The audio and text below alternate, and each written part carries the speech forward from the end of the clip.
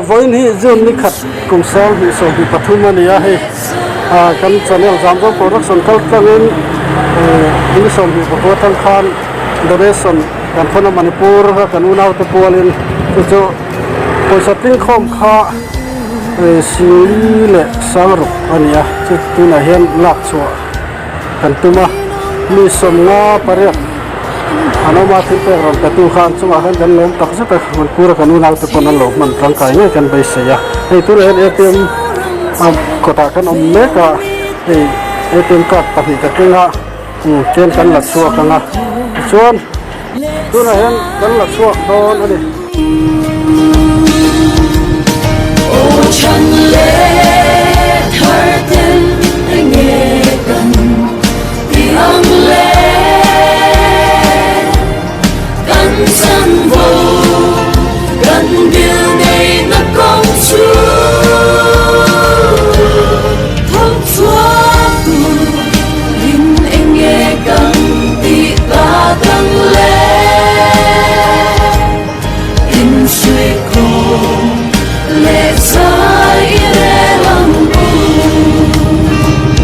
hey Manipura zau na tha unau ten rangkai takal lo manatan sili le sang ru hi kan khon chuaka donation YouTube channel kal tangin kana tikha ania sili le sang ru pating lo theta mar o chukan tiklinga chuan Manipura kan unau ten rangkai takal lo manatan angna hian kan khon don ani sang kha suy khổ lệ rơi rẽ lòng ô trong lẽ thở tên anh nghe bằng thì ăn lẽ cắn chân vô cắn điều này nó công chúa thóc xóa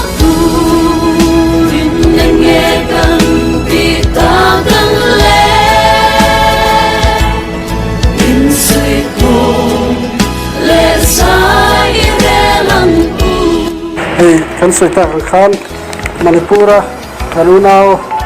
arsana to mek ketan YouTube kal tangin donation kan khone kan ti kha ei sili le sang rok tu la hen kan kenga at khon na kha chona dai lo pa maro chu ei kanan bela chuan sili le sang rok tu la hen Manipura karunau arsana to mek ketan henan thon chaudona tang khai ta lo manakan ei Manipur counter lamko sa tuna hen kaume ani ahi api hian minan don sakse anin athon dan kong kha ro manna minan nei puidon ani chuan minan don sakse pi hian o